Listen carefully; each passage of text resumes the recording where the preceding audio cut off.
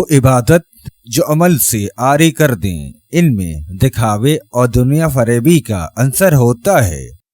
خواہشات کی آگ کو تم 100 برس بجھاتے رہو، ایک دن وہ صوت میں بیٹھو، بس آگ پر تیل پڑ جاتا ہے۔ گناہ جب عبرتناک بیماری کی شکل اختیار کر لے تو انسان ندامت کے گہرے سمندر میں غرق ہو جاتا ہے۔ کامرانی کائنات کے حسین ترین حور ہے جو دل کی دنیا کو نور اور سرور سے معمور کر دیتی ہے۔ زندگی خوشیوں اور غموں کا مجموعہ ہے، بعض غم مسرت افزا ہوتے ہیں اور بعض خوشیاں غم افروز۔ عورت زندگی میں ایک بار ہی محبت کرتی ہے، اگر اس کی محبت اس سے دغا کرتی ہے تو پھر وہ محبت نہیں کرتی، انتقام لیتی ہے۔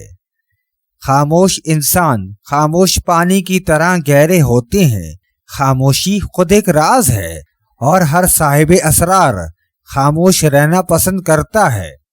انسان پریشان اس وقت ہوتا ہے جب اس کے دل میں کسی بڑے مقصد کے حصول کی خواہش ہو لیکن اس کے مطابق صلاحیت نہ ہو۔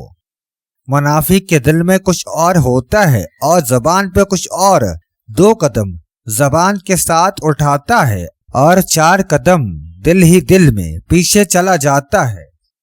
زندگی ایک موج ہے، دریا سے اٹھنے کے بعد اگر وہ ساحل سے نہ ٹکرائے تو بھنور کی آنکھ اور مرنے والے کی آنکھیں دونوں اس کے ماتم میں روتی رہتی ہیں۔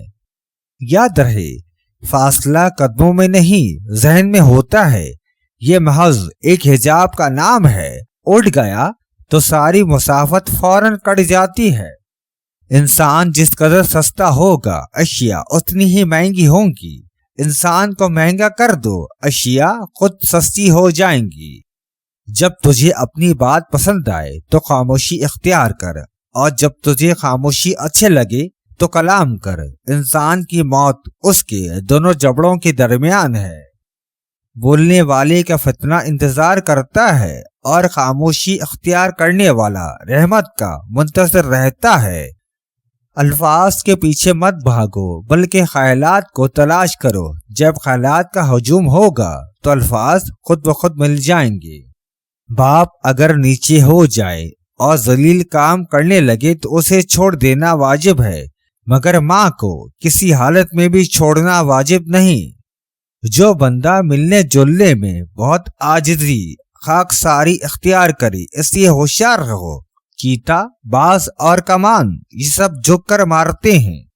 بوڑھی بھینس کا دودھ میٹھا ہوتا ہے اور بوڑھے آدمی کے جوان بیوی گلے کا ڈھول ہوتی ہے۔ پسند کی عورت کو پاس لانا ہے تو اس کا تھوک بارش کے پانی میں گھول کر پی جاؤ، عورت تڑپتی ہوئی تمہارے پاس آئے گی۔ ہم جس قدر آنکھ سے سیکھتے ہیں اور قدر کان سے نہیں سیکھتے، کتاب قدرت ہر وقت ہر کسی کے لیے مطالعے کے لیے کھلی ہوئی ہے، اس کو غور سے پڑھو اور عبرت و تجربہ حاصل کرو۔ دنیا میں سب سے بڑی مصیبت یہ ہے کہ بیوقوف یقین اور عقل مند شک و شبہ میں گھرے رہتے ہیں۔